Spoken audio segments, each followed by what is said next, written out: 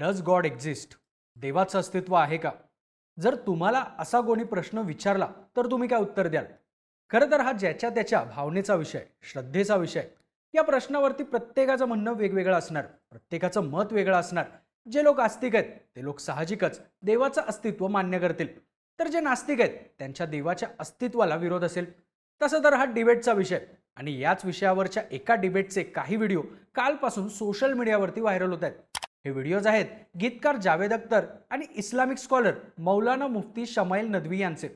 ही debate झाली दिल्लीच्या constitution क्लबमध्ये, पण याची चर्चा झाली ती जगभरात. आता नेमकं हे प्रकरण आहे काय?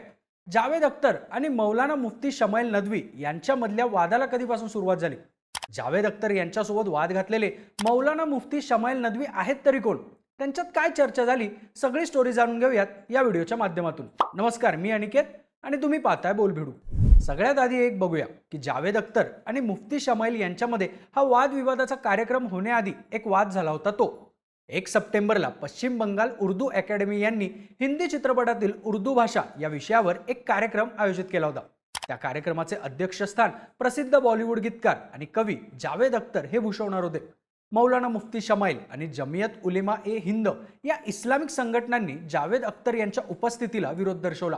मुफ्ती शमाईल यांचं म्हणणं होतं की जो माणूस सर्वांच्या समोर अल्लाची थट्टा करतो, जो देवाला मानत नाही, नास्तिकतेला प्रमोट करतो, अशा माणसाला मुस्लिम लोकांच्या भावना जोडलेल्या कार्यक्रमाला बोलावू नये.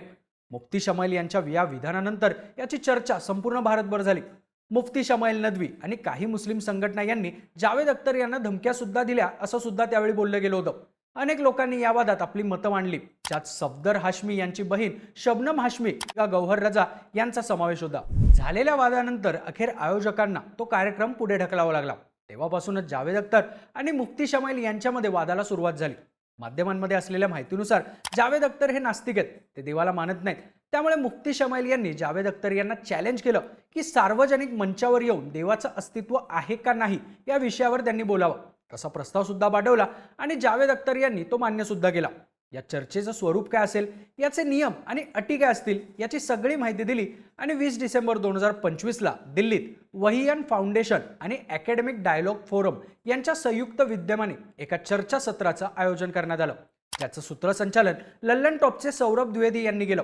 जवळजवळ 2 तासापेक्षा जास्त चाललेल्या या चर्चेमध्ये देवाचं अस्तित्व असणं नसणं या विषयावर चर्चा झाली, ज्यामुळे मुफ्ती शमाईल नदवी हे एका रात्रीत माध्यमांमध्ये चर्चेत आले.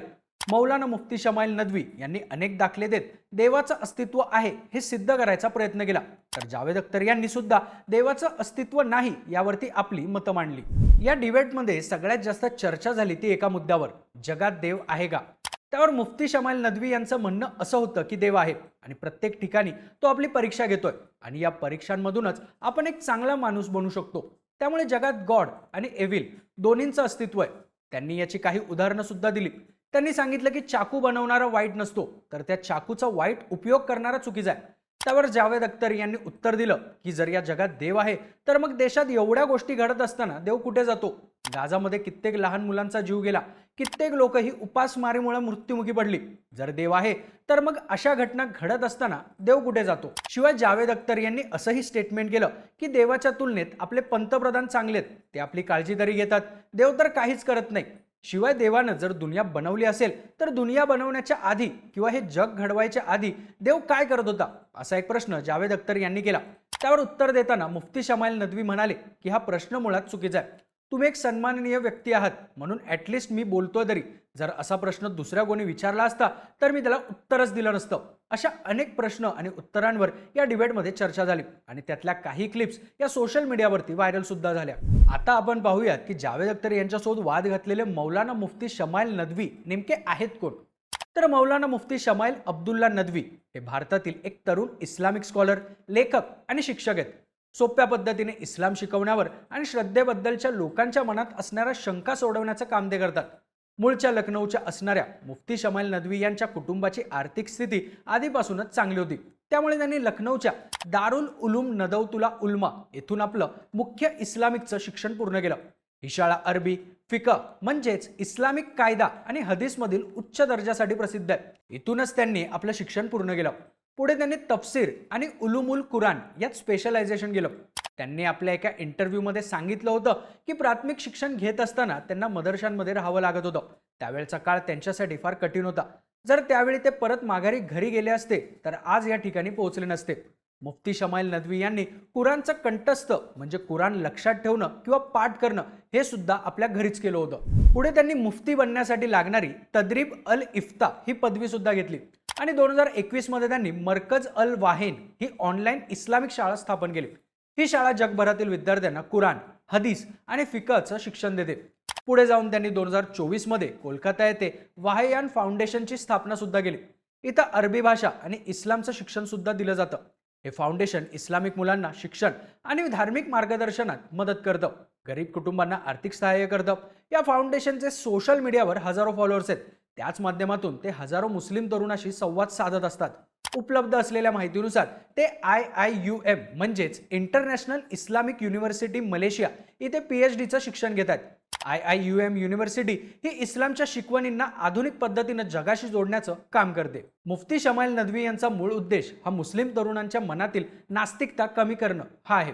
शमाईल नदवी यांच्या म्हणण्यानुसार विज्ञान हे देव अस्तित्वात असल्याचं किंवा नसल्याचं सिद्ध करण्यासाठीचं योग्य माध्यमच नाही. विज्ञानाचा संबंध हा भौतिक गोष्टींशी येतो, त्यामुळे त्याला देवाशी जोडणं पूर्णपणे चुकीचं आहे. पण मुफ्ती शमाईल नदवी हे फेमिनिझमला विरोध करणार आहेत. त्यांच्या मते फेमिनिझमचा अर्थ हा महिलांना सशक्त बनवायचा नसून यामुळे भारतात असलेली फॅमिली पद्धत संपून जाईल. शिवाय शमाईल नदवी यांच्या मते महिला आणि पुरुष हे वेगवेगळे असल्यानं त्यांच्या जबाबदाऱ्या सुद्धा वेगळ्या आहेत. मुफ्ती शमाईल नदवी यांनी इंटर रिलिजन मॅरेजवरती सुद्धा आपलं मत मांडलंय. त्यांच्या मते मुस्लिम समाजाच्या महिलांनी बाहेर लग्न करणं चुकीचं आहे. तसेच लिंग बदल करण्याला सुद्धा त्यांचा विरोध आहे. त्यांच्या मते ही देवाने दिलेली देणगी आहे आणि तुम्ही ती नाही बदलू शकत. शिवाय काही मुस्लिम कायद्यावरती सुद्धा ते आपलं मत मांडत असतात. त्यामुळे अशा गेलेल्या विधानामुळे ते कायम चर्चेतही असतात आणि वादातही. 20 तारखेला झालेल्या दिल्लीतल्या त्या डिबेटमध्ये जावेद अख्तर आणि मौलाना मुफ्ती शमाईल नदवी यांनी देवाच्या अस्तित्वाबद्दलची आपली मतं ही ओपन स्टेजवरून सगळ्यांच्या समोर मांडली आणि त्याचे काही व्हिडिओ सोशल मीडियावर व्हायरल झाले. बाकी जावेद अख्तर आणि मौलाना मुफ्ती शमाईल नदवी यांच्यात झालेल्या डिबेटबद्दल तुमचं मत काय? मौलाना मुफ्ती शमाईल नदवी यांच्याबद्दल, त्यांच्या विचारांबद्दल तुम्हाला काय वाटतं? तुमची मतं आणि प्रतिक्रिया आम्हाला कमेंट करून नक्की सांगा आणि माहितीपूर्ण व्हिडिओज बघण्यासाठी बोलबिडूच्या YouTube चॅनलला नक्की सबस्क्राईब करा.